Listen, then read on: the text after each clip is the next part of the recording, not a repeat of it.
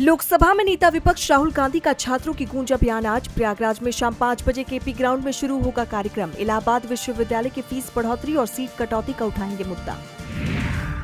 राहुल गांधी ने महिलाओं की स्वतंत्रता, शिक्षा और समाज में उनकी भागीदारी पर की बात। सोशल मीडिया पर जारी किया वीडियो संदेश, कहा भारत की महिलाओं की ऊर्जा दबी हुई है। झारखंड सरकार के साथ बैठक के बावजूद छात्र आंदोलन जारी। स्टूडेंट्स ने कहा भरोसा है मुख्यमंत्री हमारी मांगों को मानेंगे और कोई समाधान निकालेंगे। नीट परीक्षा को सुरक्षित बनाने के लिए टास्क फोर्स कर रही काम। सुप्रीम कोर्ट में केंद्र का जवाब, कहा परीक्षा ऑनलाइन या कंप्यूटर बेस्ड कराने पर किया जा रहा विचार।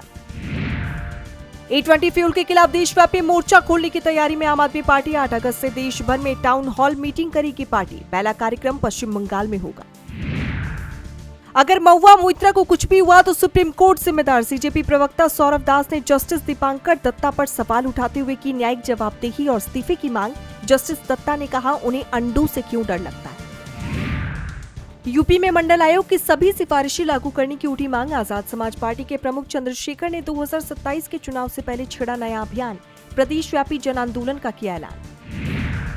दिल्ली पुलिस की तरह व्यवहार मत करो, सुरक्षा में तैनात पीएसआई पर भड़के सीजेपी फाउंडर अभिजीत तिपके, लगाया जासूसी का आरोप।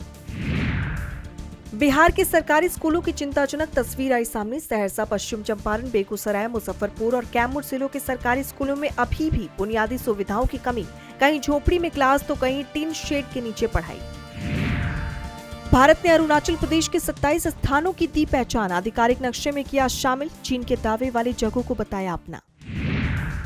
ना पीछे हटेंगे, ना सिर झुकाएंगे, आखिरी दम तक लड़ेंगे। अमेरिका इसराइल को ईरानी राष्ट्रपति पेजेश्कियान की दो टूक, का विरोधियों ने की थी सीरिया की तरह 48 घंटे में ईरान पर कब्जे की प्लानिंग।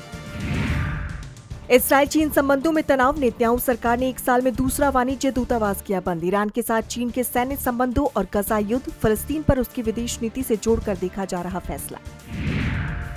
भारतीय उपमहाद्वीप में परमाणु युद्ध का सबसे ज्यादा खतरा। सिप्री और कार्नेगी की रिपोर्ट में दावा। भारत और पाकिस्तान के बीच जारी तनाव और संघर्ष को बताया सबसे बड़ी वजह।